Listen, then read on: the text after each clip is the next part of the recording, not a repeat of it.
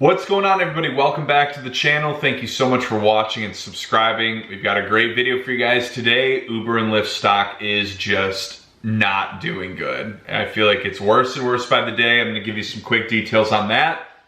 Before we jump into this video, wanted to give a quick shout out to our sponsor, Solo. Solo is the best app that gets drivers more money, hands down. It gets you access to guaranteed pay and a lot of other incredible features. It is probably the best app I've ever seen for rideshare drivers. On top of that, our viewers will get $10 just for signing up using the link in the description below. Check it out, guys. Let's jump in. Uber Technologies Inc. and Lyft Inc. shares are trading lower by 4.59% to $29.07 and 6.18% to $14.96. Respectively, just 2 days ago, amid possible recession fears which could cause consumers to cut back on non-essential spending.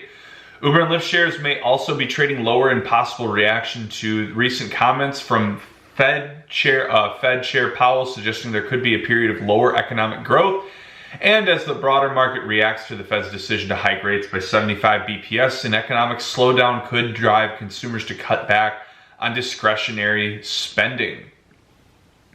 Former leading hedge fund trader Chris Caper is the real deal. Oh, I'm sorry, guys. That is... that was some advertisement. The Federal Reserve raised its target Fed funds rate by 0.75% to a new range of between 3% and 3.25%.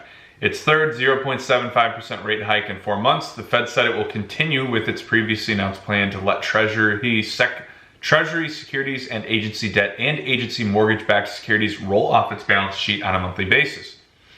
Inflation remains elevated, reflecting supply and demand imbalances related to the pandemic, higher food and energy prices, etc. All of that, and Dara claims that Uber has never really done better. Oh, we're killing it. We're having a great bounce back. Everything's going splendid. On top of that, our drivers suffer on the daily, but, you know, whatever. We don't care about them. Got new scrubs signing up daily. Won't keep them for more than a month, but they'll give enough rides to keep us afloat. There's your summary of where Uber's at.